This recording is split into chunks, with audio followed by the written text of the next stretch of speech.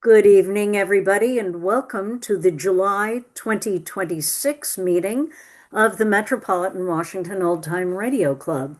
We're delighted to have all of you with us. We have an interesting and I think exciting presentation planned, as well as a great first 15 and wonderful quiz. Without any further ado, welcome to everybody. Are there any, there are a couple of names I don't recognize. Are there any visitors to this night's meeting who don't normally come? Yes, this is Matthew Kilmeyer. I'm a visitor. I have visited before, but normally I don't. Right, I thought I recognized your name, but welcome, Matthew. I'm delighted that you're with us. Glad to be here. Thank you. And I think Sandy Young is a new name on me. I hope that's not one of our new members. Um, Well, welcome everybody. We will get started now.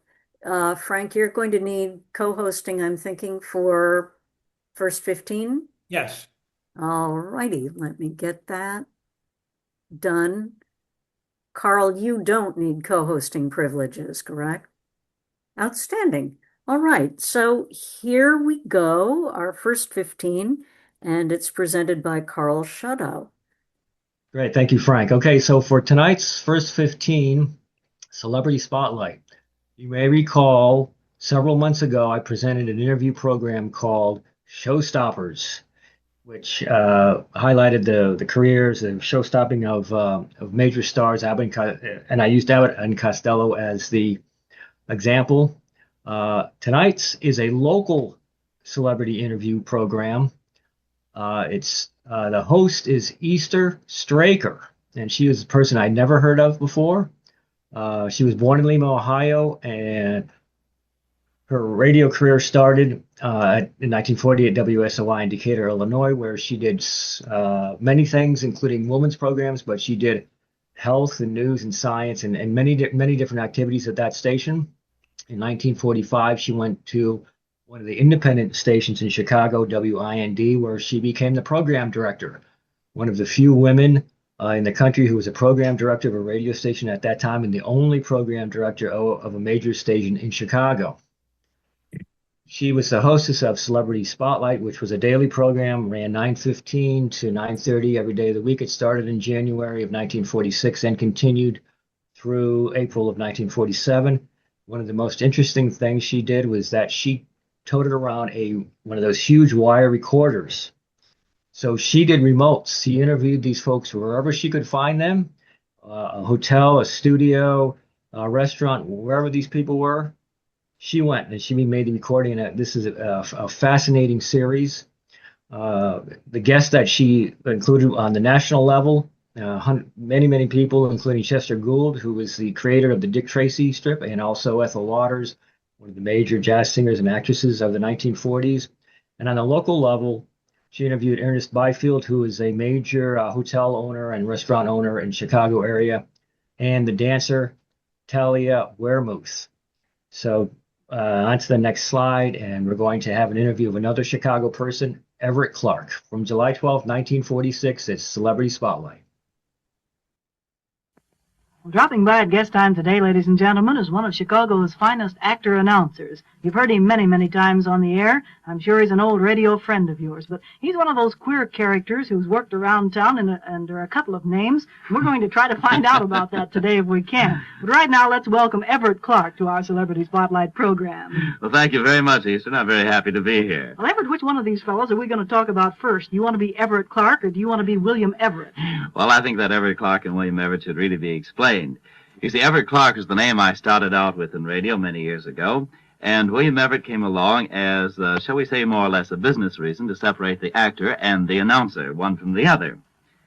And I have been acting under the name of William Everett and announcing under Everett Clarke, and now I'm going back to the name of Everett Clarke for both acting and announcing. No longer a dual personality. We've just got one man now. That's right. Okay, we'll make it Everett Clarke then. Well, Everett, now in this acting field, first of all, what shows are you doing now? Well, now let me see. There's Incredible But True, and then there's Tales of the Foreign Service, and there's Tom Mix and Captain Midnight for the kids. And then let me see, we also have the Nate Gross Show, which is a very wonderful show every Sunday night. We have a lot of fun on that, interviewing celebrities, incidentally, Why, and yes, wonderful I've heard people. that. And then we also have the Whistler, which I enjoy very much. And how's that for a list? Well, that's quite a list, and sounds like a pretty varied diet, too. This Whistler is a fine show. What role do you have on that? Well, in the Whistler, I am the Whistler who does not whistle, however. You don't do your own whistling. No. Oh, you disillusion. Oh, that's the trouble, isn't it? Well, now, Everett, don't you work on the Chicago Theater of the Air during its season, too? Yes, I do, and very enjoyably so. That's the name under which we've heard William Everett so long. Now, the program format of that show is something unusual in radio, it seems to me. How do they put a dramatic cast and a music cast together in a show like that? Well, in a show like Chicago Theater of the Air, it takes at least 2 to 3 days of rehearsal. The dramatic cast is rehearsed separately, and the orchestra is rehearsed separately, and also the singers. And then in 2 days' time, while they're all put together, it's really quite a job. It's certainly a very, very fine show, too. Any programs that you've worked on in the past, Everett, that our listeners might remember? Well, now let me see. When Helen Trent was here in Chicago, I did Drew Sinclair. Maybe some of your listeners will remember him. And then also I did Flamand in the Crime Files of Flamand for a couple of years. I think those are about the most interesting, don't you think? Gee, you've been a pretty busy fellow. Well, let's talk now about Everett Clarke, the announcer. Say, do you still swear allegiance to CBS? Well, I have allegiance to CBS by working on some CBS shows, but not under the actual Columbia Broadcasting System as an announcer. I announce the Nate Gross Show on Sunday nights. And then, of course, I do the Whistler, which is more of the narrator's, actor's job than an announcer's job. How long were you with him over there at Columbia? Well, I was over at Columbia 3 years to the day. To the day. To the day. Unusual. Well, now, Everett, I'm sure our listeners are going to be interested to know more about an announcer's job, and you're the first one we've had up here to ask these questions, so we want to put them to you. The very same questions that I think our listeners might ask you if they were here instead of us. How many hours in an average overall shift for the ordinary announcer? Well, it's an 8-hour day, 5 days a week. Gee, I bet a lot of our listeners won't think it sounds like that on the air. Well, you're quite obviously not on the air continuously for that long a time. How many shows would you do in a shift like that, and would they be the same shows each day? Well, sometimes they would be the same shows each day, but a schedule changes just as life itself changes. And so you wouldn't always have the same shows week in and week out. There are certain shows to which you might be assigned according to the client's, well, if the client wants you on the show, why you'll be assigned to the show, you see. But for a regular staff job, why you will have your schedule. And you will follow your schedule all the way from doing shows to making the station breaks to doing the dance bands if you happen to be working at night. Well, now, does the announcer attend the complete rehearsals for these shows, or is he rehearsed separately? Well, that again depends upon the format of the show. In other words, how the show is built. If the announcer is an integral part of the show, well, then naturally he's in from rehearsal from the beginning. But if it's a musical show or a dramatic show, and he's used only on the commercials or at the opening and middle and close of the show, well, then he usually comes in for the dress rehearsal, and that will about cover it. While we're talking about rehearsing, do you ever rehearse a station break? Yes, you do rehearse the station break, believe it or not. You don't usually rehearse it with a producer, but you do have to give something that I think will be very interesting to your listeners. You have to give levels. You see, you don't have a producer on a station break, but you do have an engineer. And if you don't have the engineer, you do have master control. In other words, someone has to regulate your voice because the fellow just before you might have an entirely different type of level than the one you will use. I think that's quite interesting. I doubt if any of our listeners knew that. In fact, I don't think I even knew that myself. Well, Everett, what are the announcer's responsibilities on a program? Does he have anything other than reading what's on his script? Well, there again, it depends upon the type of show it is, because if the announcer is assigned, let's say, as a producer to the show also, that means he's responsible for the timing of the show. Well, that sounds interesting. Let's take one of your shows. Let's take, well, your Nate Gross show, for instance. What responsibilities do you have on that? Any at all? Well, my responsibility there on the Nate Gross show is purely as an announcer, and I sort of, shall we say, kibitz with Nate and his guests once in a while. Well, go ahead, excuse me. No, go ahead, Easter. That's all I was just going to say is that I do have the commercials on the show, and then, as I say, I work with Nate and his guests, doing all sorts of characters or whatever the call is for that particular type of script and the guest we have. This guy Nate's quite a character himself. Oh, he's a wonderful guy. Well, let's turn a few questions directly at you and your life now. How long have you been in radio? Well, I've been in radio, I should say, a little over 10 years.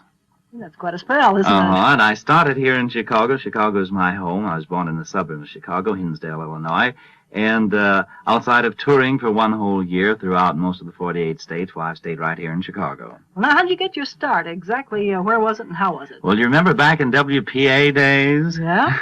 Well, I got my start there, and I did some amateur shows. We had Moments with Genius over at WBBM. I don't know if any of your listeners will remember that or not. That was on the Rosenwald Industrial Museum. And then also I worked down at WAAF on some jury trial shows that were very interesting. How'd you get your start as an announcer, then? Well, as an announcer, well, I started over here at WBBM. Well, that's a bit unusual, isn't it, for them to start an announcer there? Yes, it is a bit unusual, but it was the opportunity of making the grade, and I tried my level best to make it. Well, you certainly did. And with a voice like that, I think they knew what they were doing, too. Well, Everett, a lot of our Chicago announcers and actors have had some, if not considerable, stage and stock experience. Now, how about you? Well, yes, I have had stage and stock experience. Besides touring on the stage, I've also had my own summer stock companies. I had Hilltop Barn several seasons ago. We had a lot of fun out there. And the critics were very kind to us, and the customers seemed to like us, so we had a very good season. We had this old barn that we completely reconverted from nothing into a theater. That sounds interesting. Do you mind if I ask you a few more questions about you as an actor along those lines? When you had your own stock company, did you do any acting, or were you strictly in the producing, directing field? Well, it depended upon if I could get a director to take over the production, then I would be very happy to act, because I love to act. What are your type of roles? What do you play most often? Well, now that varies too, Easter. It's very odd, but it seems to be many of the time you'll be cast as a heavy, and then maybe that very same day you'll end up doing some comedy bit somewhere. Well, how about your acting roles on the radio? You've got a very deep voice. I'll bet you get in those heavies quite often there, don't you? Well, yes, I should say at least 55%. Well, back to radio again now. What is your favorite type show? What do you yourself prefer to do? Well, that is a very difficult question to answer because radio is so varied and there's so many interesting sides to radio. I guess that's probably why I ended up both acting and announcing and narrating because there's so much to do. But the type of radio role that is really the type I prefer, I imagine, would be the type of thing where every performance you have something entirely different to do, and you never know what your job is going to be until you arrive at the station and pick up your script, and then you see the role you have to play, which may be anything from a heavy to a romantic to a lighter part. Mm-hmm. It does sound interesting. You mentioned a moment ago that you're a Chicago boy made good. Are you married? No, not yet. That part of me is over in Ireland right now. Well, I thought you emphasized that yes very carefully there.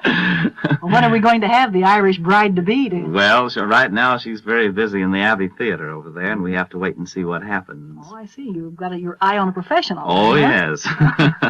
Well, now, we always close our interviews, Everett, with a question about our star's future. So now we want to know what's for the future of Everett Clarke. Now, every announcer in radio has some secret end to do something. So what's yours? Well, that's a pretty difficult question to answer, too, and you're so happy with what you are doing, don't you think, Easter? Some announcers write books, like Phil and Farrington recently with his Big Noise, but then again, you might like to do some stage acting, let's say. So maybe we ought to leave it just at that I love the work I'm doing right now, and if only we had more theater here in Chicago, why, life would be very happy and complete. Maybe if we have enough fellows like you, we'll have more theater here in Chicago. Let's hope so for Chicago. Well, thanks a lot, Everett Clarke, for dropping by today and stepping into our celebrity spotlight. Believe me, we've enjoyed meeting and talking with you. We want to send with you always our very best wishes. Well, thank you very much, Easter. It's been a pleasure.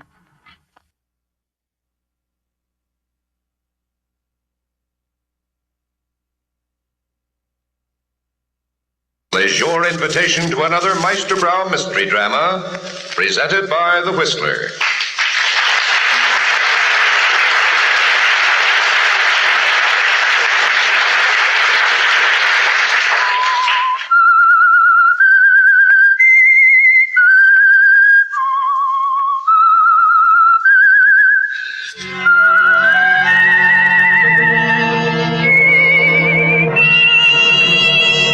I am the Whistler, and I know many things, for I walk by night.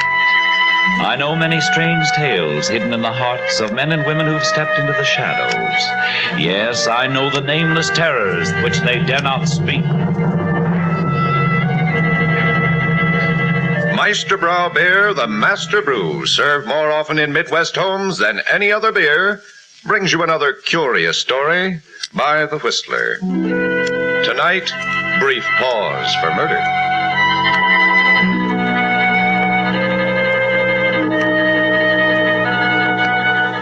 Roger couldn't recall the exact moment when it ceased to be a thrill to beam brightly at the microphone and announce, "This is Roger Wixon bidding you good night."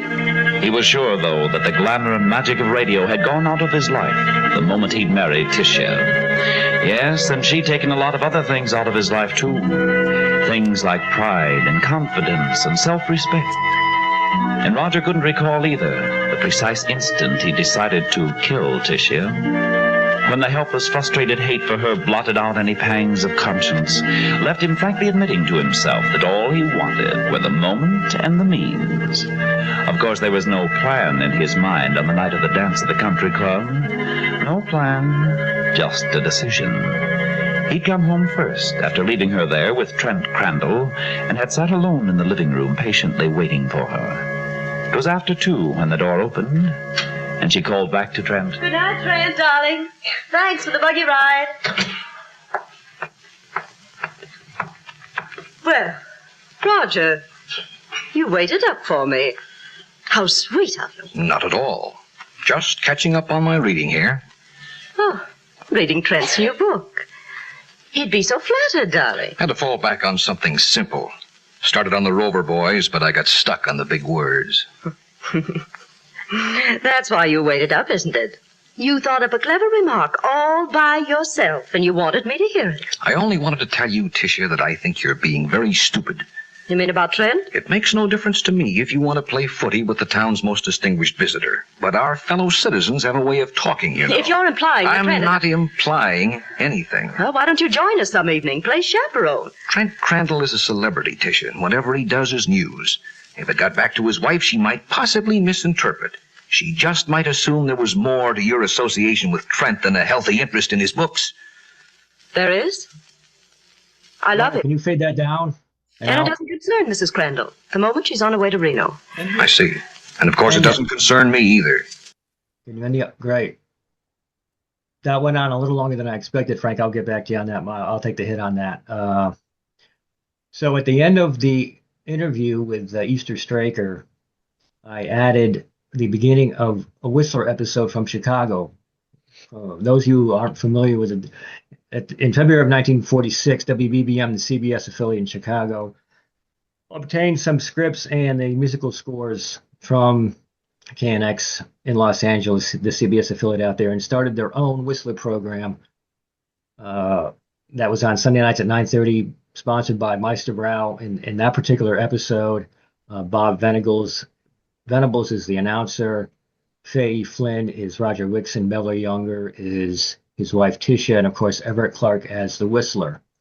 And if you go to the archive.org, the Whistler project that Dr. Joe Webb has done an incredible work on, and everybody who's assisted him, all of the Whistler episodes are there. There are logs. There's information about Everett Clarke and all the kind of Whistler. So if you're familiar with the Signal Oil version, well, this the Chicago-ish version of the Whistler, which ended for about a year, is a fascinating part of the Whistler's history.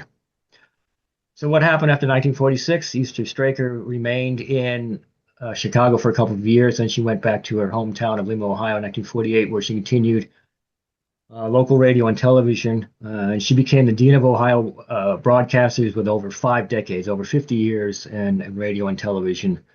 Everett Clarke, he stayed in Chicago, continued his work with radio, television, and the theater. He even operated his own actor studio to become a drama coach.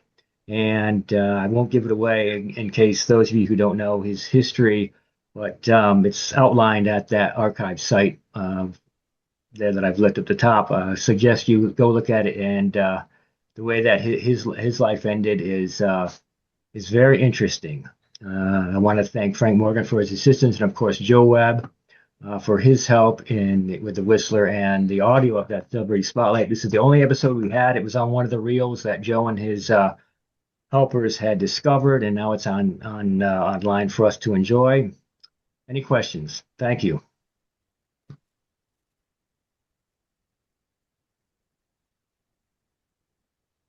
That was wonderful, Karl. Thank you so much. I always find it quite striking, the audio quality you managed to dig up.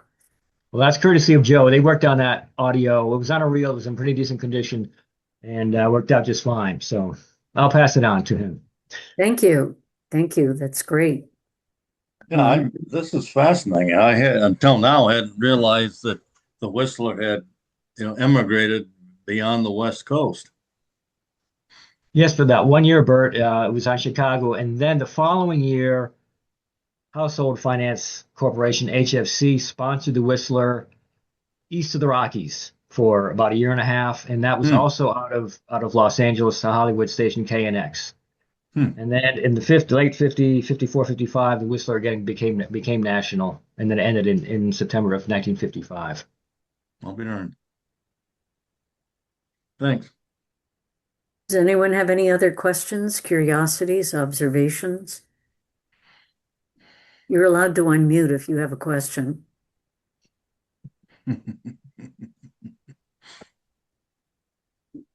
Well, Karl, that was just delightful. Thank you so much. Certainly, my pleasure. Really enjoyed that. It's always, I'm in awe of your ability to dig up these things and put these programs together month after month after month. Thank you for such dedication to the club.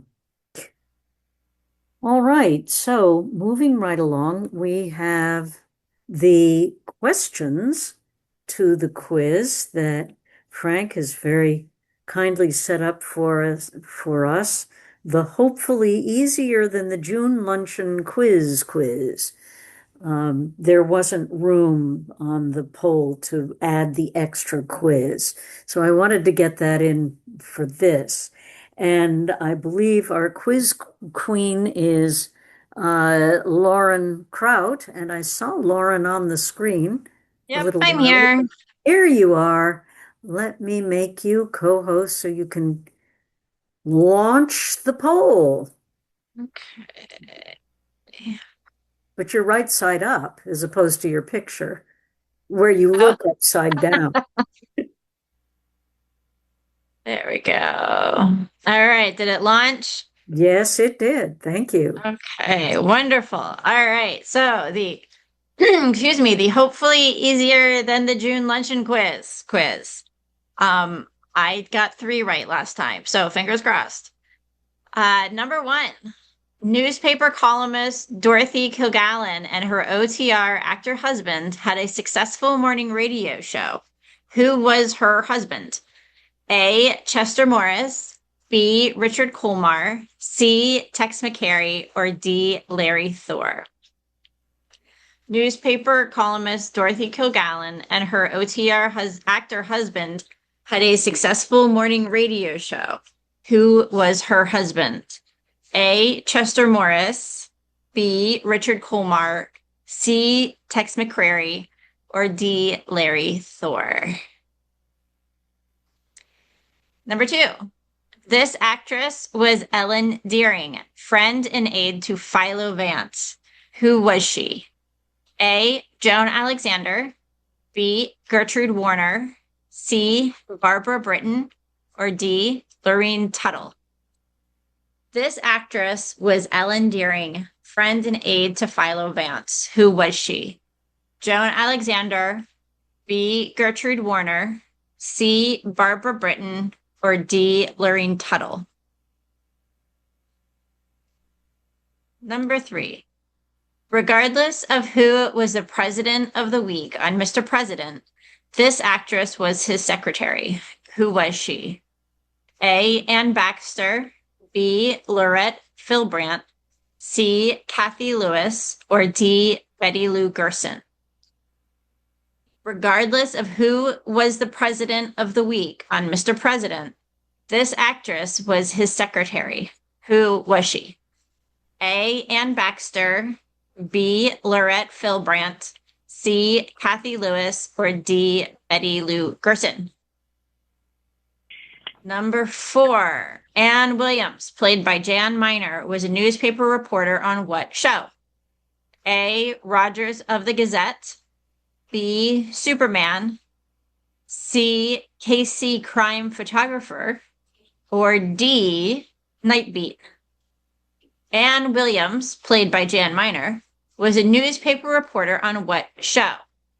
A. Rogers of the Gazette, B. Superman, C. KC Crime Photographer, or D. Nightbeat? Number 5. Rocky Jordan was arrested almost weekly by police captain Sam Sabaya. I'm sure I'm mispronouncing that. Who played Rocky? A. Frank Sinatra, B. Jack Moyles, C. Elliot Lewis, or D. Ben Alexander? Rocky Jordan was arrested almost weekly by police captain Sam Sabaya. Who played Rocky? A. Frank Sinatra, B. Jack Moyles, C. Elliot Lewis, or D. Ben Alexander? Number 6. Over the years, this detective, ultimately disgraced, tried to prove Britt Reed was the Green Hornet. Who was this detective? A. Richard Rogue, B. Oliver Perry, C comes after B, Dan Holliday, or D. Michael Shane? Over the years, this detective, ultimately disgraced, tried to prove Britt Reed was the Green Hornet. Who was this detective? A. Richard Rogue, B. Oliver Perry, C. Dan Holliday, or D. Michael Shane? Number 7. One of the roles this actor played on Fibber McGee and Molly was weatherman Foggy Williams. Who was this actor? A. Bill Thompson, B. Arthur Q. Bryan, excuse me, C. Gail Gordon, or D. Harlow Wilcox? One of the roles this actor played on Fibber McGee and Molly was weatherman Foggy Williams. Who was this actor? A. Bill Thompson, B. Arthur Q. Bryan, C. Gail Gordon, or D. Harlow Wilcox? Number 8. Her father was a United States Senator. She was an actress and host of radio's The Big Show. Who was she?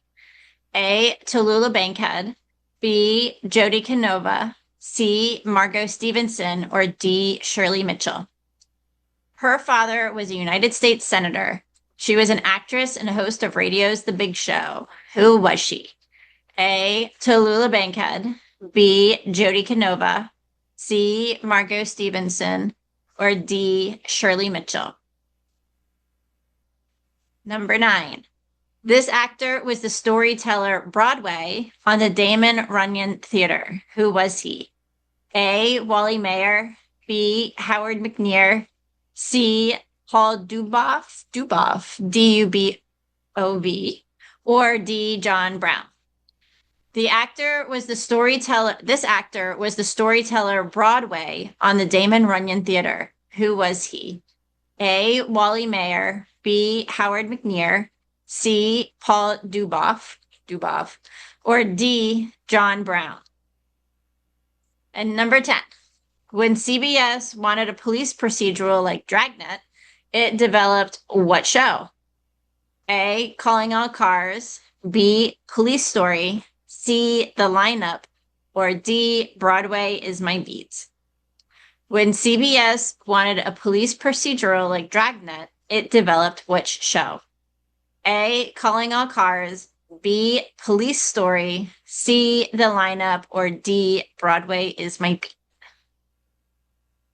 Ta-da!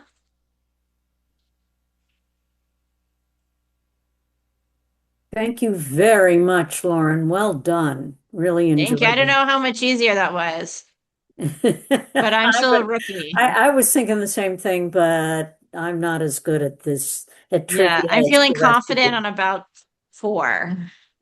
So, At any rate, we will get to the answers after the program. And Stephen C. Smith is here, all primed up and ready to go. And so, and he's already a co-host. So I will turn the program over to him. I ask everybody who Wendy, hasn't already muted themselves to mute themselves. Yeah, Frank. I have an introduction. Carl, sorry. I was wondering who I am. Well, stick with me, kid. I'll let you know. Please introduce Stephen C. Smith, Carl. Great. Stephen C. Smith is a four-time Emmy-nominated producer and an award-winning author. His over 200 documentaries on the arts include collaborations with Steven Spielberg, George Lucas, Stephen Sondheim, John Williams, and Julie Andrews. For his biography of Bernard Hermann, A Heart at Fire Center, Stephen interviewed many figures from radio's golden age, including Norman Corwin, Lucille Fletcher, John Houseman, Elliot Lewis, and Virginia Gregg.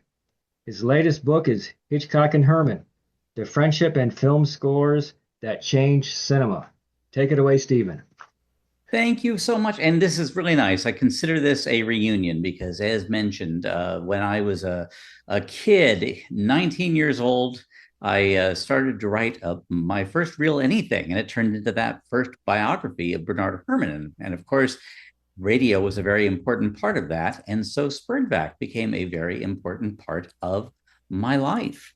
And I'm going to hopefully make a smooth and easy segue, we hope, into a presenter mode. Can you see, is your screen filled with books? The screen is filled with many things. Are two of them books? Yes. Yeah, well, yes, two books. Okay. In other words, is the PowerPoint working? It seems to be. Okay. Well, if it isn't, please someone jump in, use your voices, and let me know by all means, because now all I can see is the presentation itself. Well, the book you see on the left was that one that Spurgeback played a very important part in, the Hermann biography, which I wrote in the 80s. It was published in 1991. And at the time, I was rather surprised how many people did not know who Bernard Hermann was. Not surprising, perhaps, for a general audience, but when it was some people in the film business, I thought, But that book proved successful. It is still in print after some 35 years, and a documentary was made about Benny, as he was known to friends, the following year that I took part in, but he still was not that well known a figure, I would say. Well, let's flash forward to the year 2025, and here you see London's Albert Hall, the Royal Albert Hall, where over 2 evenings, 8,000 people a night packed the Royal Albert Hall for 2 concerts featuring music by Bernard Hermann, written for the films of Alfred Hitchcock and other movies. And incidentally, on the right, you see me with Benny's widow, Norma, who I'm happy to say is alive and well and living in the UK. And you may be wondering, although I suspect many of you know, who was Bernard Hermann? Well, he was arguably the greatest composer, I would say, of dramatic music of the 20th century. And he learned his craft in radio, writing music for live radio dramas at CBS exclusively, beginning in the 1930s. And it's that aspect of his career, logically enough, that I will be talking about for the next hour or so. And I hope you have some questions afterwards. But before we get to radio, some brief comments on Benny's background. He was born in New York City in 1911 to Russian Jewish parents. And from his childhood onward, he really identified with outsiders, with iconoclasts, people who were originals. He liked to quote Tolstoy and say that sparrows fly in flocks, but eagles fly alone. That was his philosophy. And while he was attending New York University and Juilliard, he was skipping many a class so he could hang out with new friends like, say, George Gershwin, or he was sneaking into rehearsals at the New York Philharmonic when he was in high school to watch Arturo Toscanini conduct. So this was a very precocious young man. And here's a quote from Benny so you can have a little sense of his voice and his attitude about composing. I believe that all composers at all times had to do music of their time. And I mean, after all, Mozart and Haydn were not above writing music while their patrons ate. And they were not above writing music for special singers or instrumentalists. Bach certainly thought nothing of writing his weekly. I'm so sorry. Are you hearing some funny sounds? I think that's someone's unmuted sound, perhaps. Is that possible? I was hearing Yes, there's someone who just signed on. I'm sorry, it's done. No, that's quite all right. I thought there was some problem with the cantata PowerPoint. for No, church no, service. not at all. Your PowerPoint is flawless. So I'll go back and you can hear Benny speak for himself here. Thank Hopefully. Oops. Well, let's try that again. I seem to have lost her. One more time.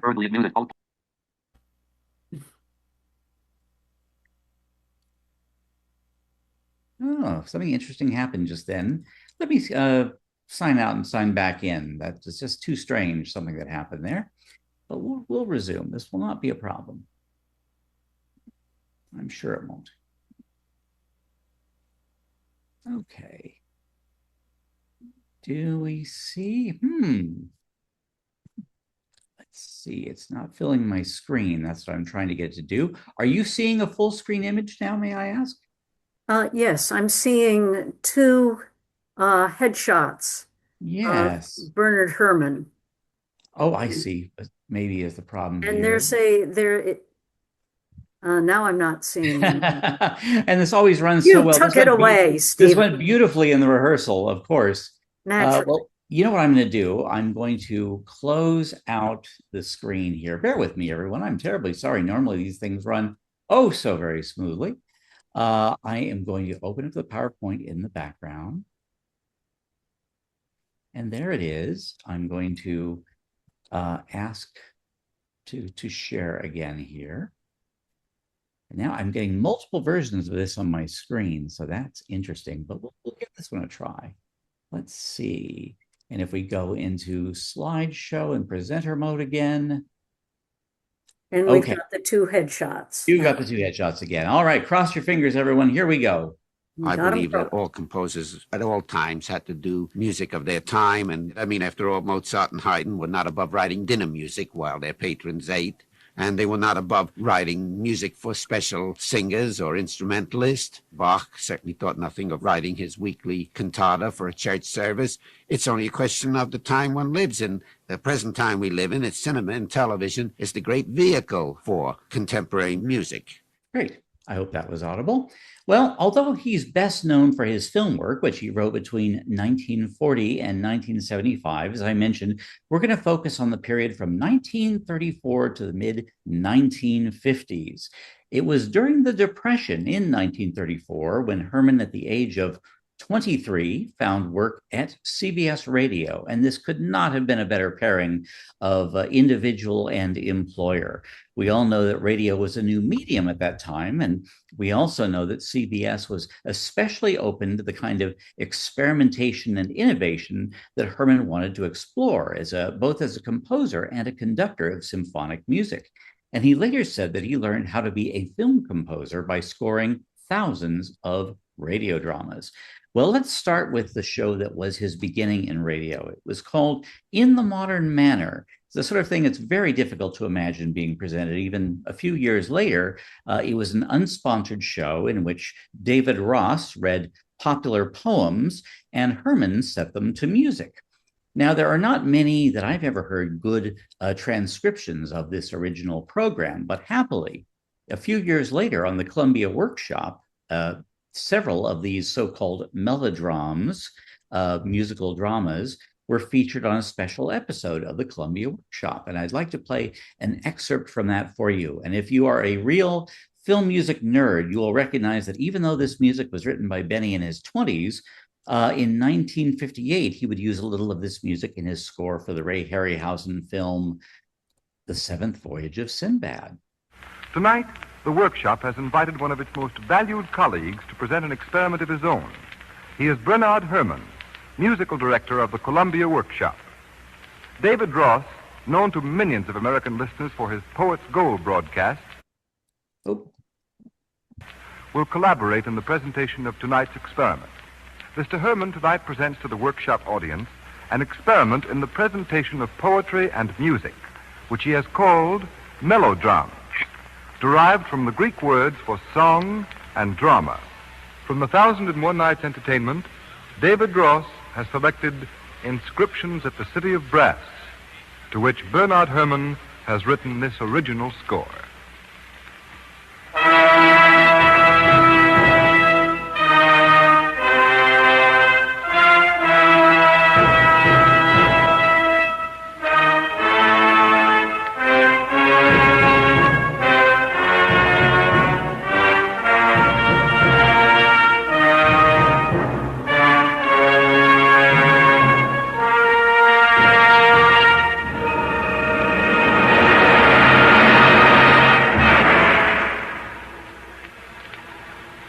Enter and learn the story of the rulers. They rested a little in the shadow of my towers, and they passed. They were dispersed like those shadows when the sun goes down. They were driven like straw before the wind of death.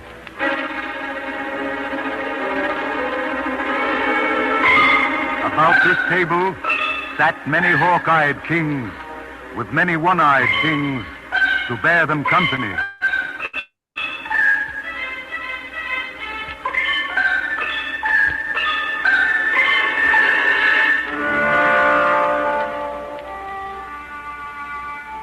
But now, all sit in the dark, and none are able to see.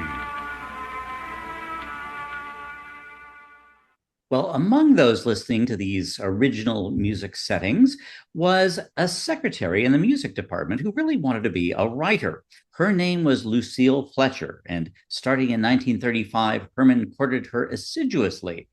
I had the pleasure of spending a week with Lucille while writing that first book, and she recalled in vivid detail those years at CBS and her early memories of Benny. And happily, she was also interviewed on camera for that Hermann documentary I mentioned that I also worked on. And here's an excerpt from that. I hope the audio, incidentally, is loud enough. It's as loud as I could make it, so I hope it is on your side as well. They used to have public broadcasts. I think it was called In the Modern Manner. And coming out in the middle of it was this young man. He sort of shuffled out, sort of glowered at the audience, and had written this beautiful setting of La Belle Dame sans Merci. Ah, what can ail thee, wretched night? Alone and palely loitering, the sedge is withered from the lake, and no birds sing. And I was just carried away with this music. It was wonderful.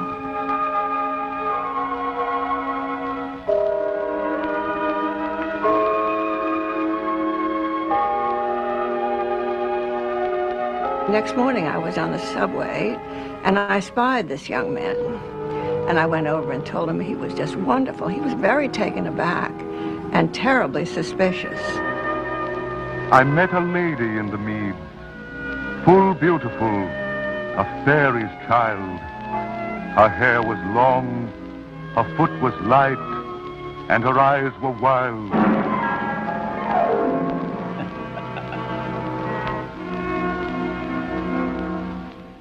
Well, in 1939, Lucille finally said yes. They married. We see them here in 1945, and they enjoyed a happy decade together. But let's go back to the late 1930s. In 1937, Hermann began working on an extraordinary program I'm sure several of you are familiar with, the Columbia Workshop, which was extremely experimental in nature, and that allowed Hermann to do things that he just couldn't have done anywhere else. For example, for the episode The House That Jack Didn't Build, which was an exploration of housing problems during the Depression, Hermann wrote a score that was partly for the instruments, quote unquote, that you see here, hammers and nails and saws. And here's a little audio from that unique program. The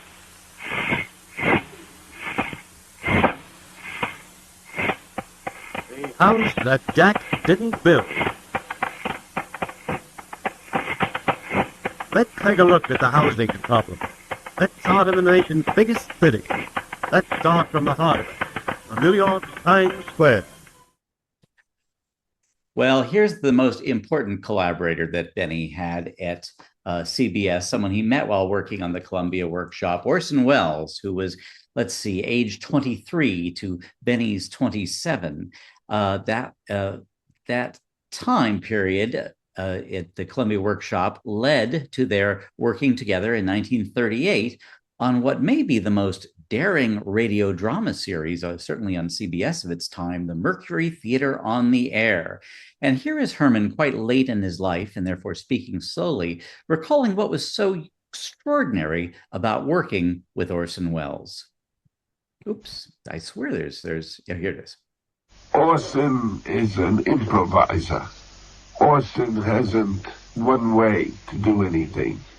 It's an ensemble performance.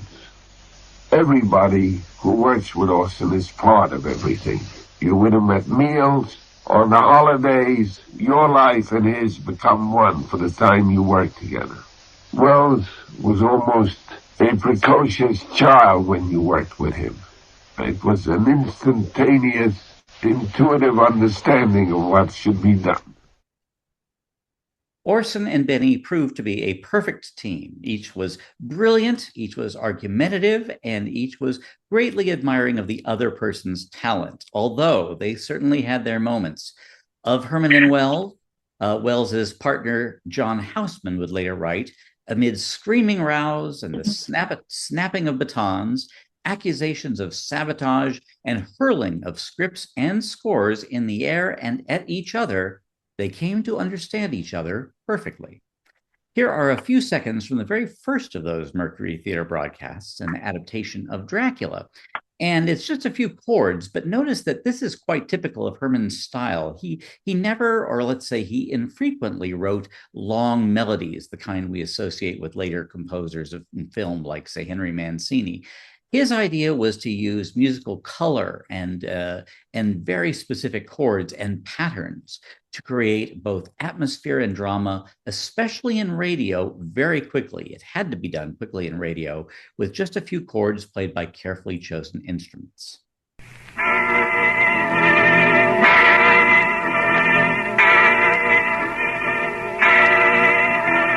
The Mercury Theater on the Air presents Orson Welles as Count Dracula in his own version of Bram Stoker's great novel, Dracula.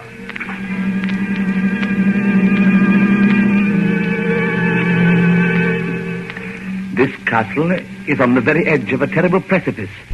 A stone falling from the window would fall 1,000 feet without touching anything. The castle Dracula is a prison, and I am a prisoner.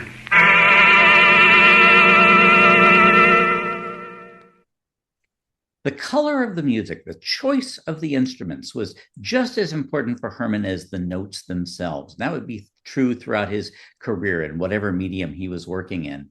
And one of the many remarkable things I find about Hermann's work is how quickly he found a voice as a composer, his personal style. It certainly grew and matured, but it is there in the early radio shows he wrote in his 20s. And here's one example. 2 years before Alfred Hitchcock made his Hollywood debut with the film of the novel Rebecca, Welles and Hermann presented a 1-hour version of that book for radio.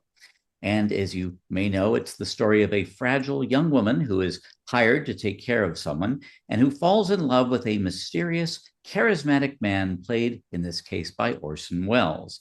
Here are the opening notes of Hermann's score, and I ask you to listen closely to his theme for the story's narrator. The Campbell Playhouse presents Rebecca, starring Margaret Sullivan and Orson Welles.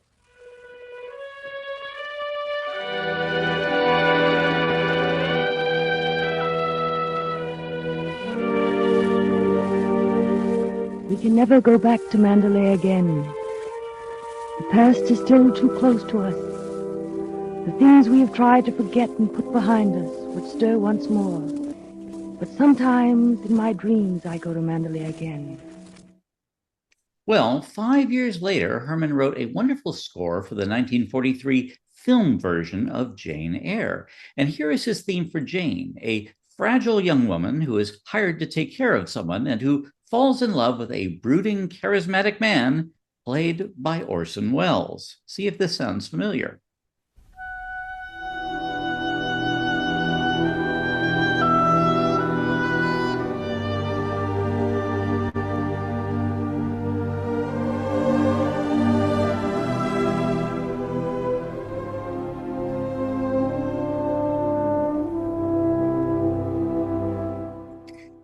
I actually think it was very smart of Herman to take those fragments of music, because of course he would write a full, expansive 70 minutes of music for Jane Eyre. But I think he was so smart to take his music that he'd written for radio on occasion and expand on it in film, because happily for us, those shows survived. But in the moment, they were all considered highly ephemeral. Herman never thought this music written for radio would be heard again. So he was not just using it willy-nilly either. He would only use some of his radio music if it was dramatically apt, as it certainly was with the rather remarkably coincidental stories of Rebecca and Jane Eyre, right down to the Orson Welles casting. Well, without a doubt, the most famous of the Mercury Theater's radio broadcasts was The War of the Worlds, broadcast live on October 30th, 1938, Halloween Eve. And it's a well-known story that Wells wanted to tell H.G. Wells's novel in a way that was going to grip radio listeners. He wanted to do it as a simulated series of news bulletin interruptions of various regularly scheduled programming. And Howard Koch wrote the initial script that took place over 3 days. There was a rehearsal. Wells thought it was very, very bad. I will not quote him directly. And he and John Houseman did a frantic rewrite in which they compressed the time frame to taking place in 1 day and pretty much sounding at first as if it was being done in real time. And once again, Bernard Herrmann would play a significant part in making the show feel more real.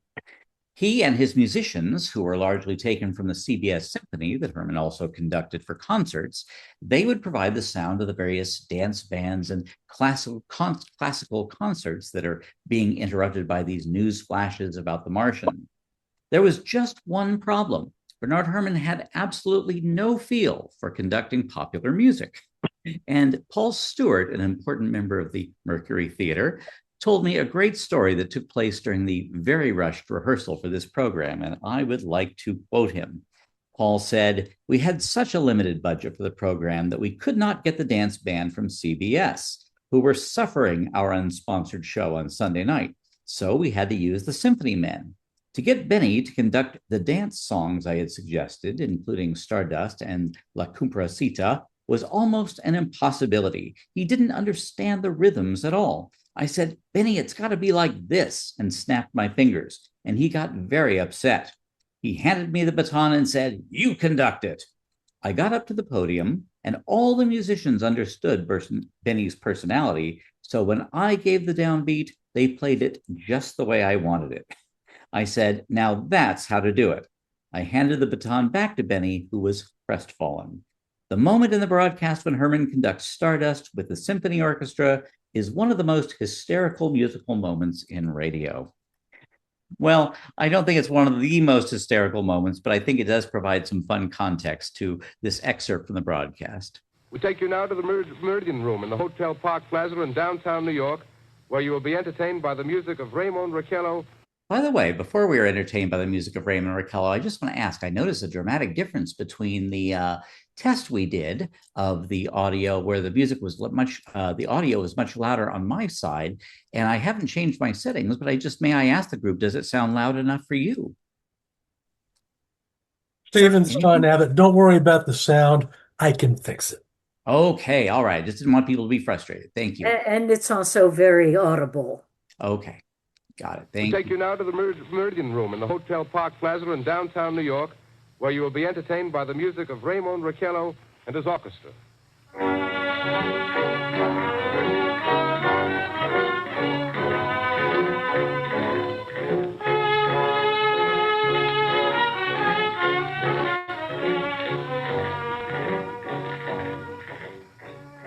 Good evening, ladies and gentlemen. From the Meridian Room in the Park Plaza Hotel in New York City, we bring you the music of Raymond Raquello and his orchestra. And now, a tune that never loses favor, the ever-popular Stardust, Raymond Raquello and his orchestra.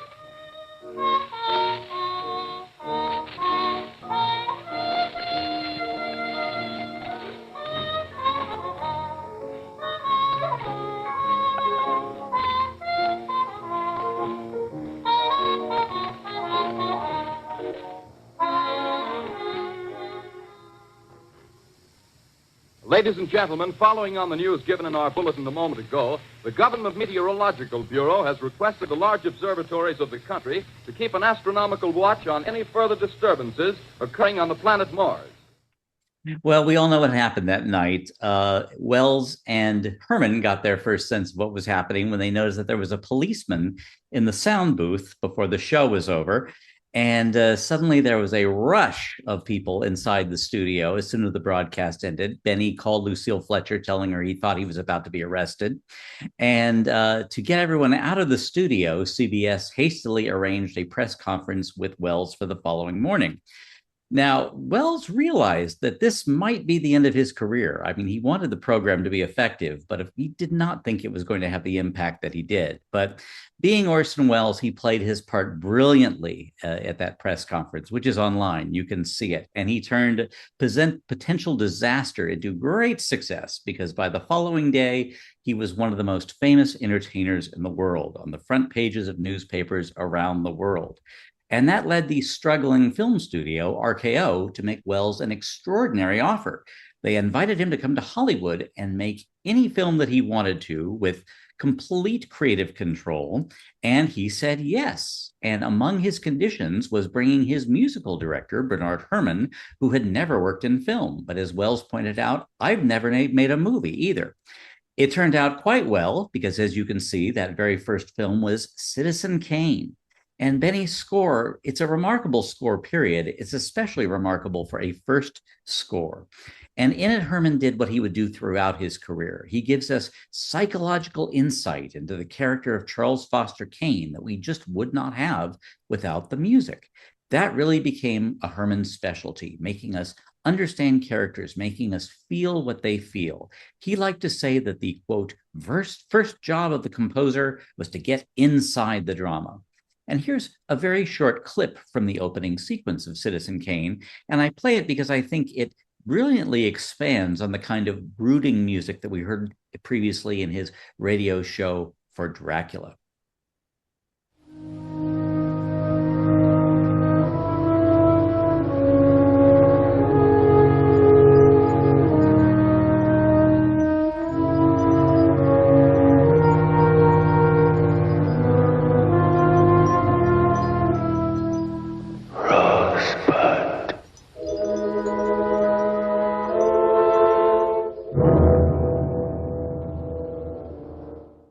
Well, Herman was Oscar nominated for that score. He did not win because the winner was Bernard Herrmann for his second film score for the movie All That Money Can Buy, also known as The Devil and Daniel Webster. And not coincidentally, Herman had scored a version of The Devil and Daniel Webster for the Columbia Workshop.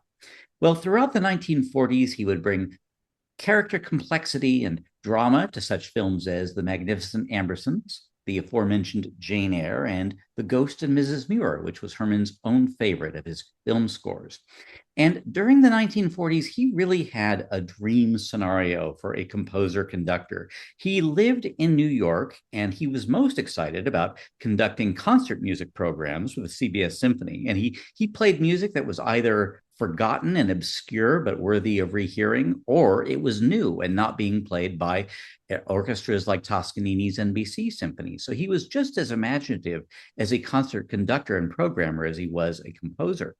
At the same time, he was writing a great deal of music for CBS radio, and he wrote the theme for Suspense, which I'm sure many of you know, and composed many of the scores for the first episodes of Suspense, all of which are worthy of a re-listen. I'll briefly mention that Alfred Hitchcock was involved with the pilot of what became Suspense, and I was so excited to return to that, working on my new Hitchcock and Herman book, to see if Benny had worked on that. No, it was Wilbur Hatch. So there were many near misses between Hitchcock and Herman, almost collaborating in the 1940s, but I think it's fun that they each have a connection to the show Suspense, a far more substantial one in Herman's case. One of Herman's favorite collaborators in the 1940s was the great Norman Corwin, someone who was instrumental in my life, because when I approached him about writing a Herman biography at age 19, he didn't discourage me, he encouraged me for whatever reason, and made me feel it was possible to do. And he remembered Herman with great fondness. He recalled his erudite discussions of literature. I mean, Hermann could have taught college courses on British and Russian literature, and his conversation about classical music, conversations that were so different from the kind of stories that one might hear about Bernard Hermann, of his being confrontational and unpleasant, which I'm afraid were true stories. That was a side of him, to be sure. But when he was relaxed and not feeling insecure or anxious, and especially with someone like Norman Corwin, he was so eloquent about music and so many other subjects. I love this photo of them collaborating in the 1940s.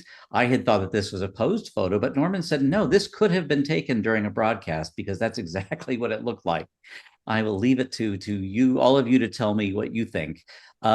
In 1944, Charles Laughton paid a visit to CBS, and he, Corwin, and Hermann did a series of extraordinary programs together. Several of them celebrated American writers, the best of those being, I think, the program on Walt Whitman, which has a beautiful Hermann score.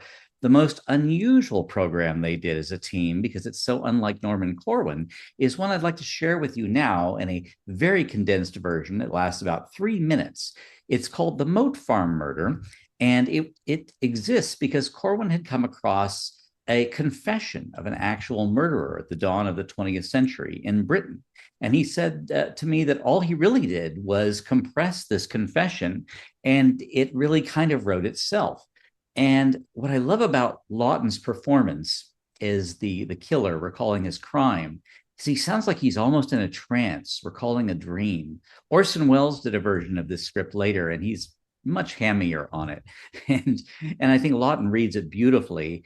And it has what I call a proto-Hitchcockian score by Hermann. That is a score that anticipates his work for Hitchcock. And listen to how he supports the words and uses the colors of the orchestra to really find in musical terms an analogy of the highly descriptive language that Laughton will be speaking.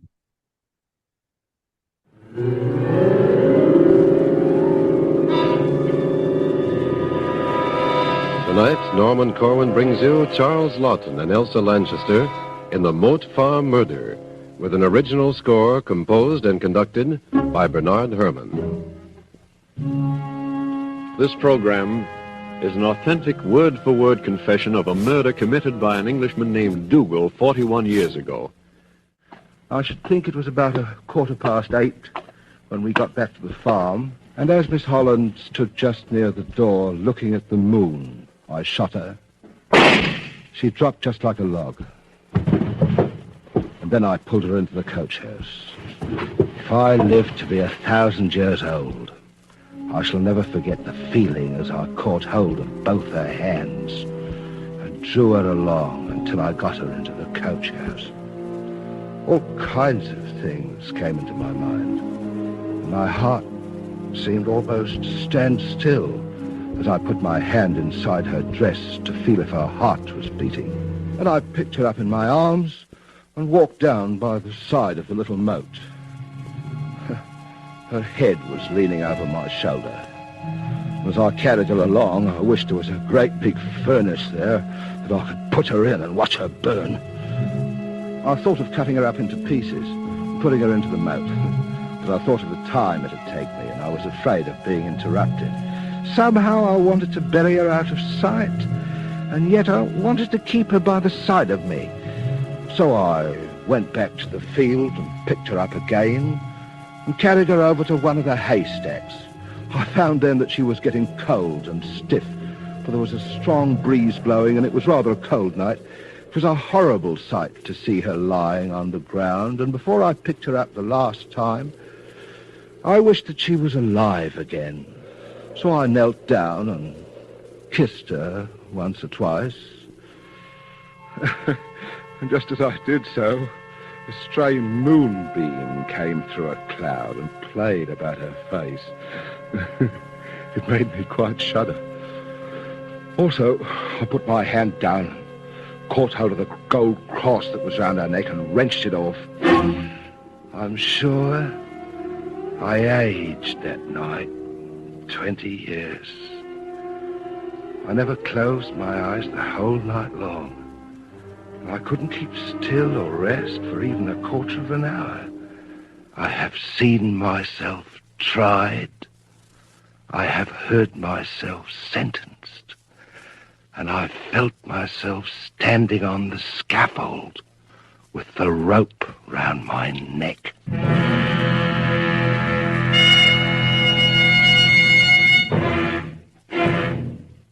What you could do in radio that you could never have done in the movies at that time.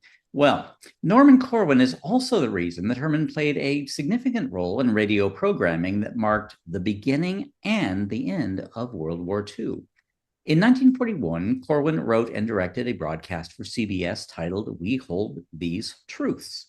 And here is a photo of its all-star cast. I wish it were sharper, and if anyone does have a sharper version of this image, please let me know. But I think you will be able to make out such characters as Orson Welles, Rudy Vallee, Edward G. Robinson, Lionel Barrymore, Jimmy Stewart, Marjorie Maynard, Edward Arnold, Walter Houston. And if you look very closely in the background, quite self-effacingly, you see Bernard Hermann bespectacled and just behind that microphone. Well, this live performance took place on December 15th, 1941, 8 days after the attack on Pearl Harbor and, of course, America's entry into the war. The program was broadcast on all 4 radio networks and went on to receive a Peabody Award. After that, Hermann and Corwin scored several outstanding dramas related to World War II. I'm sure Spurdback has them all. And then, none of those programs was more memorable than the 1-hour broadcast that took place on May 8th, 1945, after the surrender of Germany. Corwin and Hermann had been planning this broadcast for months since the surrender of Germany was imminent.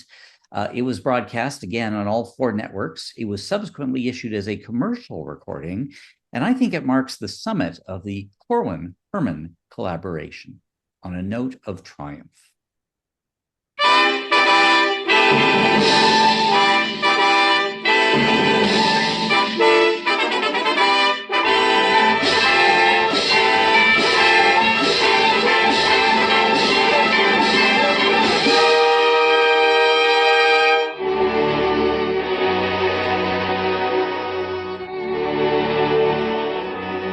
So they've given up. They're finally done in, and the rat is dead in an alley back of the Wilhelmstrasse. Take a bow, G.I. Take a bow, little guy. The Superman of tomorrow lies dead at the feet of you common men of this afternoon. This is it, kid. This is the day. You had what it took, and you gave it. And each of you has a hunk of rainbow round your helmet. Seems like 3 men have done it again. The Columbia Broadcasting System presents a special broadcast written, directed, and produced by Norman Corwin for the Day of Victory. Martin Gable is narrator, and the music is by Bernard Hermann. Norman Corwin's On a Note of Triumph.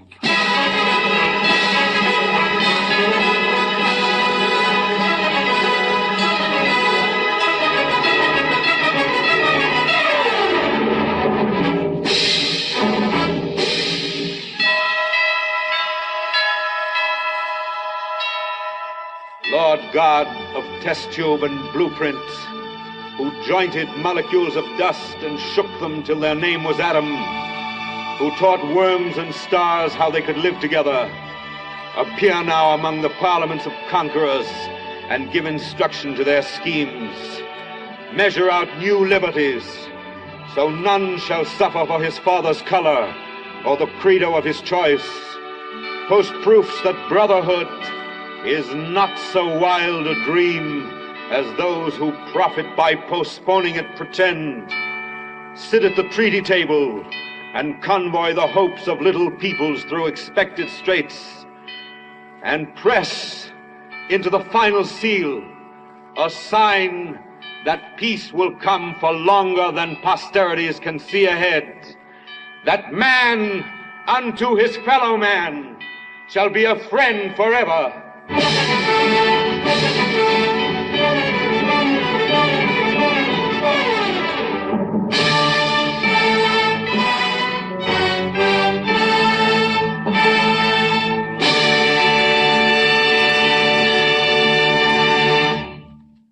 An estimated 60 million people heard that broadcast. And one reason I wanted to include it, not only because it was a high point of Hermann's radio career, but I also wanted to show that he didn't only write sinister, suspenseful, dark music cues. That said, there is no question that Hermann responded strongly to stories that did have an element of darkness, the supernatural or the macabre, although that was far from his only strength as a composer. Well, by the end of the 1940s, Bernard Herrmann's personal life had taken a rather dark, unhappy turn. His marriage to Lucille Fletcher ended when he fell in love with Lucille's cousin, a young lady named Lucy Anderson, who he subsequently married and who was also quite a wonderful person. There were really no villains in this story, just life getting messy. Professionally, Hermann's life also took a major downturn. By the end of the 1940s, no American symphony orchestra was responding to his attempts to establish himself as a guest conductor. And then in 1951, the CBS Symphony was disbanded. That symphony was Hermann's number one source of creative joy. He loved the programs he got to create. It gave him an international stature, quite understandably, as an important musicologist. And its disbandment was a sign that CBS's investment in radio was diminishing and its involvement in television was going to grow. Hermann came to the realization that his professional life was no longer in the city of his birth, New York. Logically, it would be in Los Angeles because he had scored so many successful films, won an Oscar. And although what he wanted to do was go to find a place somewhere in the world where he could be the regular conductor of a symphony orchestra, well, unfortunately, his sometimes argumentative and aggressive personality made finding those conducting jobs difficult. So instead, he put most of his energies into writing music for film in the 1950s. And I should say that film was a medium that he loved. He considered it one of the 20th century's greatest media for artistic expression. It was not secondary to him, but it was just something he wanted to do alongside the things that he didn't get to do. On the left, we see him standing alongside one of the two theremins he used for his memorable and highly innovative soundtrack for The Day the Earth Stood Still in 1951. But all through this decade of the 1950s, Hermann still considered himself very much a CBS man. And later, he would write a great deal of music for CBS television shows like The Twilight Zone. And during the 1950s, he continued to write music for CBS radio whenever the opportunity presented itself. And happily, there was such an opportunity when Elliott Lewis asked Hermann to work on a new radio series that Elliott Lewis created and would direct, and that was Crime Classics. And I suspect several of you probably heard some of the conversations we recently had about this unique series, so I'm not going to say too much about it here, but I consider it really one of the high points of Bernard Herrmann's CBS radio career. So I do want to talk about it a little. The premise was to do a half-hour program that dramatized actual murder cases throughout history, going back to ancient Rome to the early 20th century, and to do it with both as much accuracy as possible, but with a rather mordant sense of humor at times, a very, very dark kind of humor, the kind that Alfred Hitchcock would popularize with his television series just a couple of years later.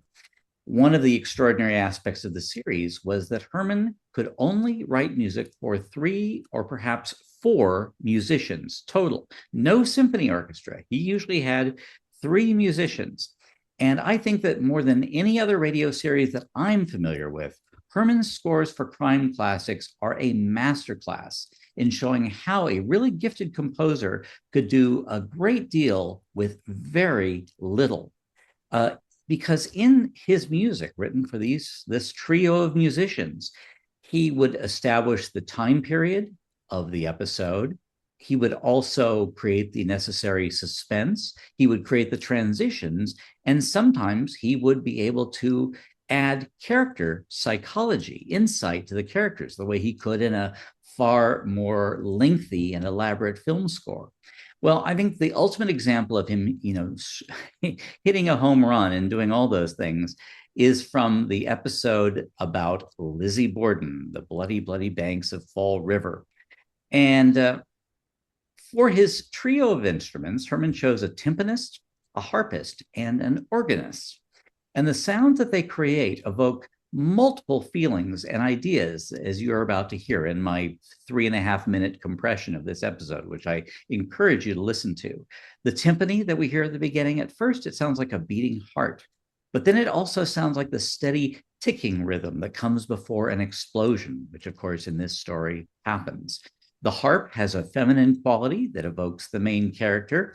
It is also an instrument that was heard and played very often in people's homes in the 19th century, a time before recording, and music making was done at home. But I think his choice of an organ is especially brilliant because he uses it to suggest the repression of the time that you'll hear described in the opening narration, and the repression specifically in the Borden home, where there's an emphasis of religion over more sensual feelings.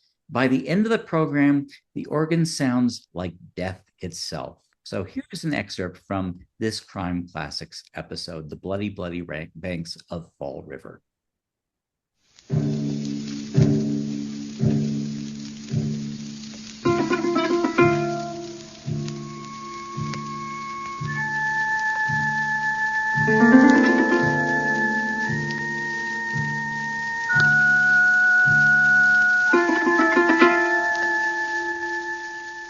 The place is Fall River, Massachusetts, at the start of a hot August in 1892. In that era, it was a town whose dominant color was black. It was a stern time and a stern place, and bleak, where certain types of smiles were suspect, and where women only dared to stretch in the privacy of kitchen or boudoir. It was a time, too, when 18 was the age of marriage, and a single woman of 32 had to find surcease in this way. Till death thy endless mercies seal, Lizzie Borden's way. And make the sacrifice complete. Amen.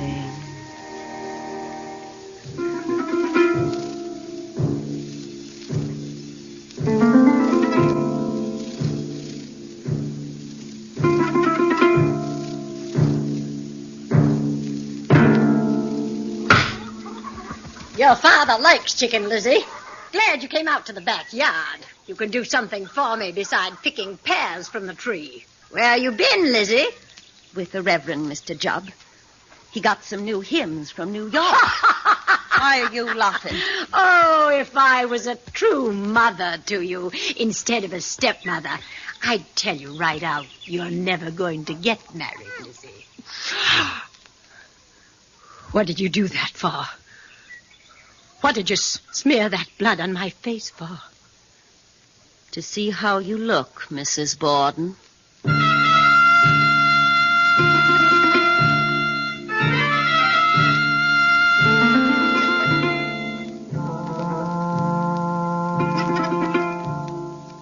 This is not exactly a healthy relationship between two grown people. And sometimes Lizzie would go to her father's room and she'd ask him this. How can you stand her? She takes care of my needs, and she cherishes me. She's a hulk. I insist that this kind of conversation concerning my wife shall be the last. Whatever you say, Father.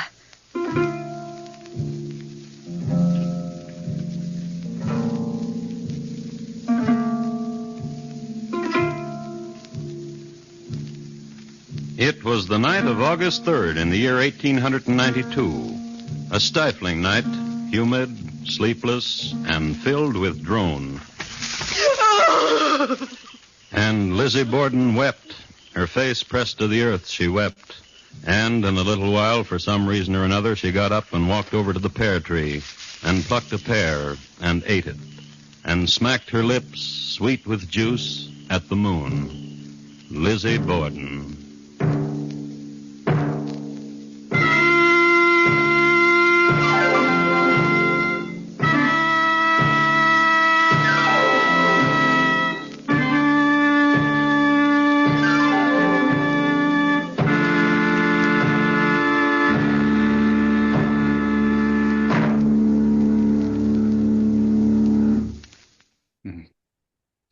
Crime Classics also gave Herman the perfect preparation for what would be the next major collaboration of his career, because several of the short themes that he wrote for Crime Classics would find their way into the first score that he wrote for Alfred Hitchcock in 1955.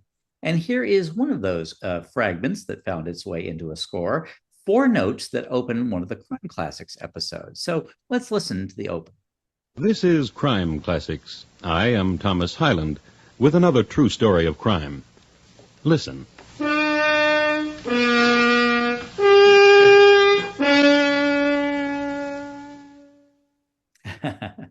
Well, months after the last Crime Classics episode aired, Alfred Hitchcock asked Bernard Hermann, who he'd met socially a few times before, asked him to score his next film. They had almost worked together a couple of times in the 40s, but Hitchcock spent much of that decade working under other producers, especially David O. Selznick, who made most of the calls about who scored the film. Well, by the mid-50s, Hitchcock was his own producer, and he was eager to work with Bernard Hermann. The film they started with was a dark comedy called The Trouble with Harry, about a mysterious, well-dressed corpse that is lying incongruously on a field in beautiful Vermont. The film required a composer with supreme skill, because that composer had to unite the film's several moods. It combined black comedy, romance, and autumnal beauty with all that gorgeous VistaVision photography. Well, as soon as Alfred Hitchcock heard that music at the recording session, he was thrilled. He was chuckling in the booth. He realized that after 25 years of making sound films, he had finally found his ideal composer, someone who could translate the director's style, the idea of his films, and the emotions of his characters into music. And this photo was taken on the set of their second film together, The Man Who Knew Too Much. Benny would often visit the sets of Hitchcock's films. He was involved in the projects from the very, very start. So he would start writing the score in his head from the time the script was written, through set visits and so on.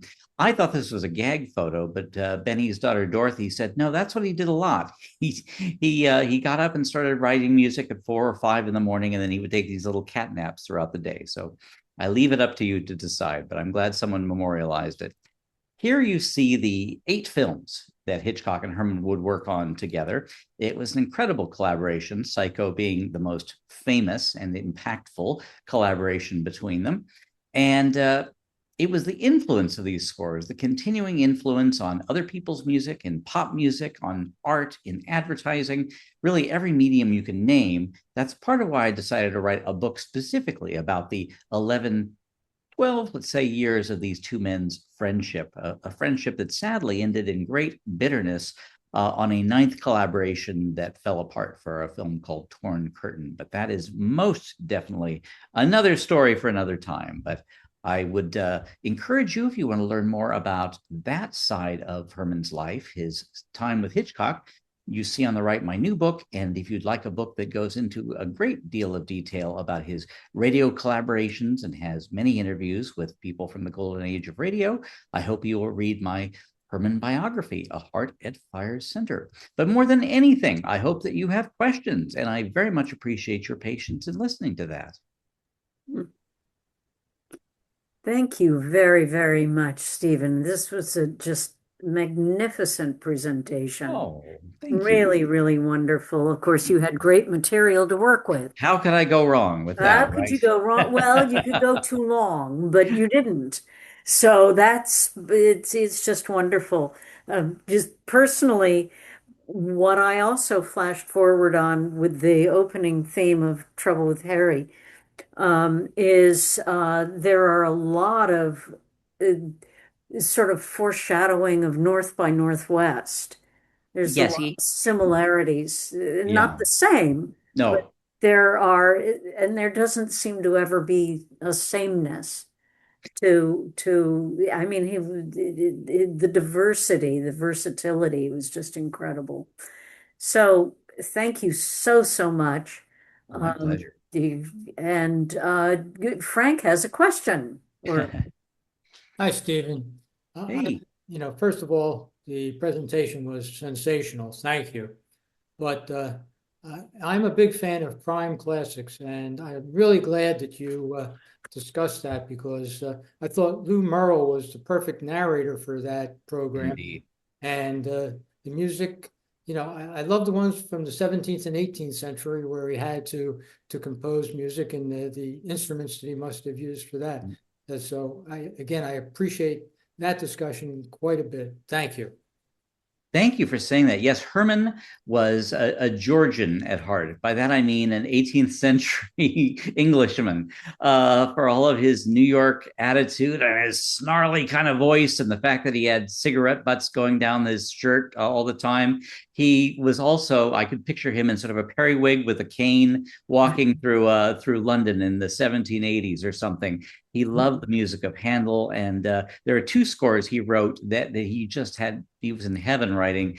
One was for a short film that you can still watch if you visit Williamsburg, Virginia, a story called Williamsburg, the Story of a Patriot. And he wrote a kind of pastiche 18th century score based on music of the period, just a lovely, beautiful score. And one of his Ray Harryhausen movies, The Three Worlds of Gulliver, similarly has a fantastic evocation of Jonathan Swift's Britain. So it's hard to not find to play the darker Herman music, but there was a side of him that just glowed. So I'm happy you enjoy that music too.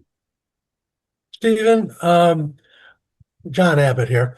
Hello, when John. he was writing his music, is it all original or did he borrow from other composers? He never ever borrowed in the sense of stealing music. There are composers who did that, and I will quote Dmitri Tiomkin when he won an Oscar and said, "I want to thank Beethoven and Brahms." Everybody laughed. But Tiomkin just kind of sometimes lifted melodies from the classics, if you will. And Herman never did that. If he used another piece of music, it wasn't the whole piece. It might be a quotation, and it had a reason for doing so. Famously in Vertigo, there's a chord that there's a two chord pattern from Wagner's Tristan and Isolde, and Herman does a variation on that at a very key moment because he's writing a story about, well, I won't try to summarize Vertigo, but it involves love and death. And it was a very Tristan and Isolde kind of situation. And Herman doesn't quote Tristan and Isolde, but he just kind of nods to it in his own music in a very sophisticated way so that the music works emotionally. 99% of the people will never make that connection, but someone else is thinking, oh my God, it's right. This is a modern version of that story. So that's the kind of way that he might use music of the past, very subtly and infrequently, but sometimes just in that way. In radio, sorry, go ahead. No, I'm sorry. And the reason I asked, when you were playing the note of freedom, note of triumph, at the very end of it, I heard a passage that sounded like it came from the Lieutenant Kiji suite. Well, I just kind of sat up and said, "It's not." And Herman, I appreciate that, and I know what you mean. That's a wonderful film score that Sergei Prokofiev wrote, and it's famous as a concert suite that's played. But it's the fact that it has very bright percussion and it has a colorfulness and an optimism to it.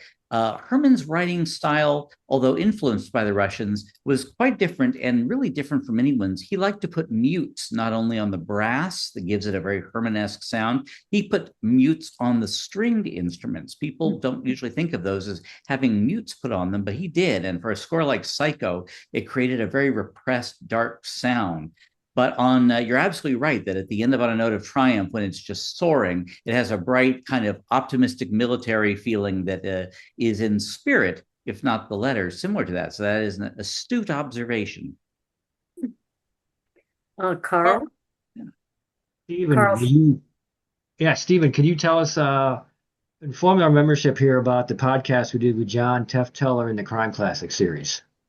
My goodness, I think you said everything that I just know. If you can expand on that, please do. Stephen and I, for those of you who don't know, John Tefteller is a collector of records and OTR programs out in Oregon, and he has his own podcast that he's been doing for 4 or 5 years called The Good Old Days of Radio. It's on YouTube, and Stephen and I were honored to be with John for 10 episodes of Crime Classics. I had covered background and production and cast, and Stephen just did a wonderful job on the music, and we selected 10 of the 51 episodes of Crime Classics and gave them a workover, and it's a fantastic podcast series. So it's on YouTube. Just go to Good Old Days Radio Show, and John Tefteller also has a website, the goodolddaysofradioshow.com. Check it out. I mean, there's some fantastic there, but it was a pleasure to work with Steven on that Crime Classics series with John Tefteller. Same here, Carl. Thank you. Yeah. Bert? Yeah. Again, I'm just kind of in awe at the presentation here. Hey, oh my goodness, thank you. No, I'm sincere. You had a recording of Herman in later life. I'm just wondering, how long did he live? Not long enough. He died at the age of 64, and the new book opens with the last night of his life, which was the night that he finished recording the score for Martin Scorsese's film Taxi Driver. He'd been living in London for a number of years because after his big falling out with Hitchcock, Hitchcock was about the last person in Hollywood still willing to work with Herman in film, because he just had by that time, he was too embittered about the things in his life that hadn't worked out. And he became a more surly person, no less brilliant, but definitely more difficult. And so when the jobs dried up in America, he realized his dream and moved to London. And it was the perfect thing to do because they appreciated his eccentricity. And because he didn't have films to work on, he began making albums of some of his film music, and which had, for the most part, never been released commercially. And he did an album of Hitchcock music. And that music was among several discs that sort of got the attention of younger directors in Hollywood, like Brian De Palma, William Friedkin, Martin Scorsese, and they were all eager to work with this fascinating man, this New Yorker now living in London. So Benny had a very happy, if too brief, third act in that he was asked to score major films.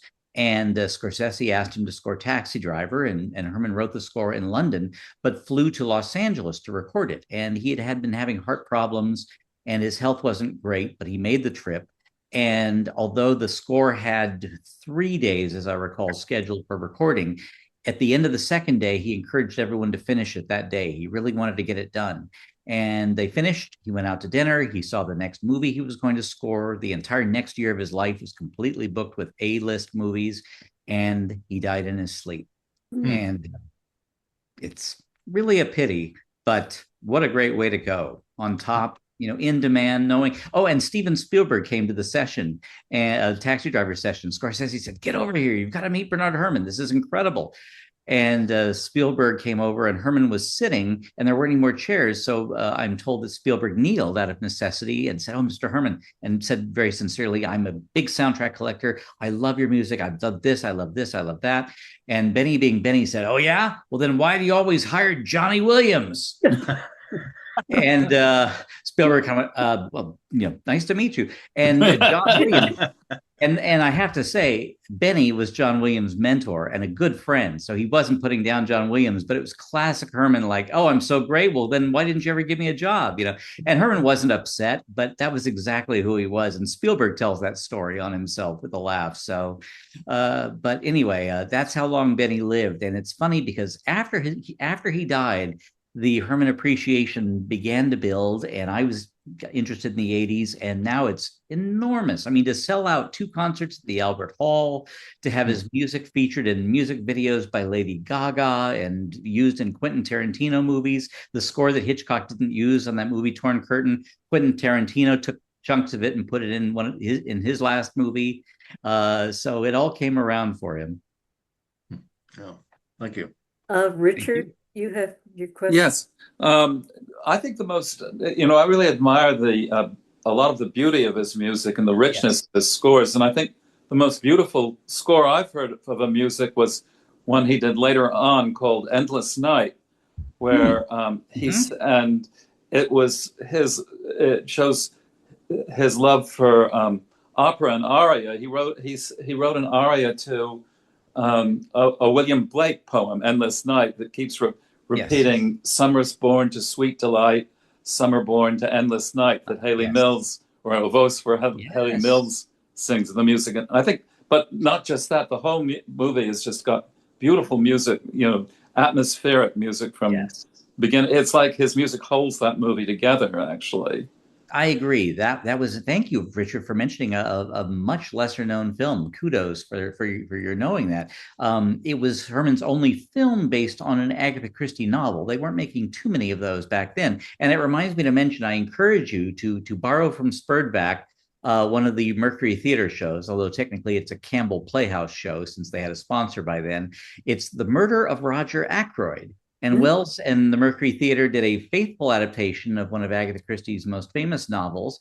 And it has a terrific, a little Herman score. They're short scores for radio. And what's very fun is that Wells plays the narrator and Hercule Poirot. So most of the program is him switching back and forth between two voices. And it's a real tour de force and a very satisfying hour. I also want to mention that, you mentioned his obsession with literary things like War and Peace, but the thing he was most obsessed with, literature, was Wuthering Heights, that he was writing an opera to. Yeah. And I played 3 of the pieces on the piano from Wuthering Heights, 2 arias of Cathy and one of the servant, Joseph. And I know he was always trying to get it produced, but I noticed, and because I just played before the show, that the words to the Joseph's, who was the servant, the kind of religious maniac servant at Wuthering Heights, gives this sermon. And the words are by Louise Fletcher. So I don't know if that would have been while they were still married or if they stayed in touch and kept working together. It's both. It's both. Benny's big frustration was that he spent 8 years off and on doing other work, but he wrote an opera based on Wuthering Heights. Lucille, his then wife, in 1943, wrote the libretto. He finished it in 1951, 2 years after their divorce, but they stayed friends. Actually, they were good friends to the end of Herman's life. And it's really not his best work. He thought it was. It's 3.5 hours long. And I regret to say, speaking of time, I have to leave in a couple of minutes, but I'll just say he did record it if you want to check it out. But it gets some performances still, though. Massively cut down. And I think there have been about 4, but yes, occasionally. So thank you. And again, I can just take 1 or 2 more questions. I apologize. One more question. Let's get John Reiser. He's been very patient holding up his hand. Well, thank you very much for your beautiful presentation. I've been a fan of Herman's music for many years, but I recall there was a movie, and I don't know the name of it, but I think it was sort of a mystery drama with Doris Day. But anyway, in that movie, there was a marquee of a theater, and it had Bernard Hermann as the conductor. I can answer that quickly. I can answer that. That was Alfred Hitchcock was so happy when he heard that first score that Benny wrote for him, The Trouble with Harry. He instantly told the screenwriter of his next movie, then being written, to put Bernard Hermann into the script of their next movie, which was The Man Who Knew Too Much, because the film culminates in an attempted assassination at the Royal Albert Hall, that place, bringing it full circle, where they had the 2 sold-out Hitchcock-Hermann concerts last year that I attended. Well, in the movie, there has to be a conductor of the orchestra, and Hitchcock thought, who better than Bernard Hermann, a real-life symphony conductor? So Benny got what is, I think, easily the greatest movie cameo for a film composer of all time, since the film is constantly cutting back to him conducting the London Symphony Orchestra and the Covent Garden Chorus, while Doris Day and Jimmy Stewart try to stop a killer from killing. And I won't say if they do or not, but I encourage you can rent that online. It's a very fun movie. Just make sure you choose, he's only in the 1956 version, Hitchcock remake of his own earlier film. But what a nice note to end on, no pun intended. Thank you, John. That is a brilliant note to end on. Thank you, John, for that observation, and everyone for your really thought-provoking and interesting comments. And Indeed. Stephen, feel free to come back anytime. Oh my goodness! Well, it's back. I thank you. And if anyone would like to reach out to me, it's easy to do. Just either forgive me if you don't mind, Karl and Frank. You can reach out to me through Spurback, but also you can send me an email through my website. And I'll just say that is mediasteven.com, mediasteven.com, mediasteven.com. Perhaps in a future email, that feel free to include that, because nothing makes me happier than having conversations like this. I wish we could do this for another hour or 2, but you'd all be asleep by then. But I wanted to thank you. Not this crowd. Oh, well. I'll still be Yeah, awake, but you we're a have another marathon crowd. engagement too tonight. Well, I cannot tell you what an impact Spurtback has had on my life. It's never every time I listen to a radio program, which is every week, I think of you. I'm now a more active member again. Sorry I drifted away for a little bit, but I look forward to all the presentations that you'll be giving that I'll be listening to. And thank you again for this invitation. I really appreciate it. Thank you. Let's give him a round of applause, everyone. This is just terrific. Thanks so much. Well, carry on and forgive me for departing, and I look forward to seeing you all soon. Thank you so much. Take care. So now, that was just extraordinary. I don't know, but I'm sure all of you are bending with curiosity, as Lewis Carroll would say, to find out the answers to the quiz. So, Lauren, you are up. If you're still up. I'm here. I mean, no, I am still awake somehow. Okay, so where is our poll? All right, the last few seconds, and hopefully everyone's got it in, and we're done. Okay, so numero uno. Do you want to publish the results? Yes. There we we go. Thank you. Okay, too many windows. Okay, number one. Newspaper columnist Dorothy Kilgallen and her OTR actor husband had a successful morning radio show. Who was her husband? A. Chester Morris, B. Richard Colmar, C. Tex McCary, or D. Larry Thor. And the correct answer is Richard Coleman, which most of you got correct, 71%. Well done. Number two. This actress was Ellen Dearing, friend and aide to Philo Vance. Who was she? A. Joan Alexander, B. Gertrude Warner, C. Barbara Britton, or D. Lorene Tuttle. The answer is A. Joan Alexander, which most of you got, well, no, about half. So Lorene Tuttle was the other competitor for that. Number three, regardless of who was the president of the week on Mr. President, this actress was his secretary. Who was she? A. Ann Baxter, B. Lorette Philbrandt, C. Kathy Lewis, or D. Betty Lou Gerson. The answer is D. Betty Lou Gerson. And let's see. All right, majority rules, 60%. Well done. Okay, number four. Ann Williams, who played Jan Miner, was a newspaper reporter on what show? A. Rogers of the Gazette, B. Superman, C. Casey Crime Photographer, or D. Nightbeat. And the answer, yeah, I knew this one. Haha. Casey Crime Photographer. And I wasn't the only one. 67% also knew it. Well done. Number five. Rocky Jordan was arrested almost weekly by police captain Sam Sabaya. Who played Rocky? A. Frank Sinatra, B. Jack Moyles, C. Elliot Lewis, or D. Ben Alexander. And the answer on this one, I got two in a row. That never happens. Jack Moyles. Success. And 33% of you got it right. Ben Alexander did not get any votes. Sorry, Ben.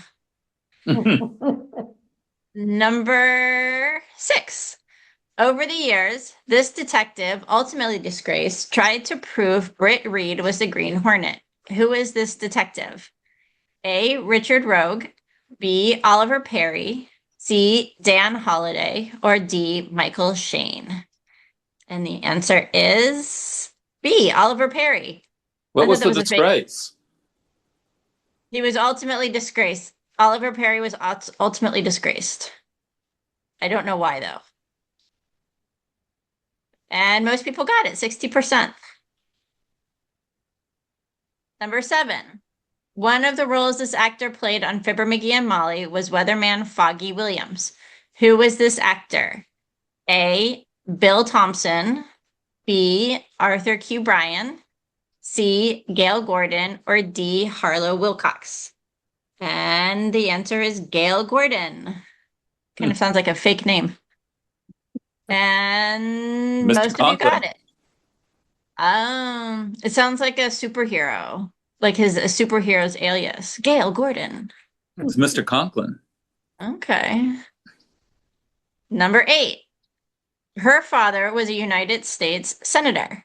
She was an actress and host of radio's The Big Show. Who was she? A. Tallulah Bankhead. B. Jody Canova. C. Margot Stevenson. Or D. Shirley Mitchell. Yes, this is one I got right. A. Tallulah Bankhead. Success. Oh, and you know what? We all got it right. Well done. 100%. We all got it right.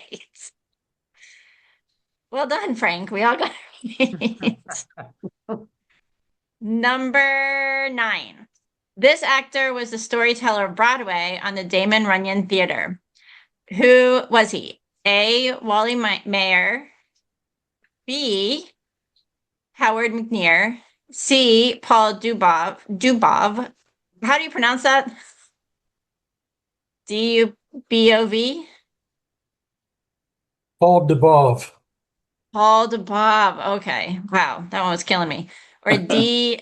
John Brown. And the correct answer is, thank goodness, John Brown. Number 10. When CBS wanted a police procedural like Dragnet, it developed what show? A. Calling All Cars. B. Police Story. C. The Lineup. Or D. Broadway is My Beat. And the correct answer is Broadway is My Beat. Nope, I'm lying. Haha. Keeping you on your toes. C. The Lineup. Which most people got, 86%. So well done. Calling All Cars and Police Story, you got 0 votes. So there you go.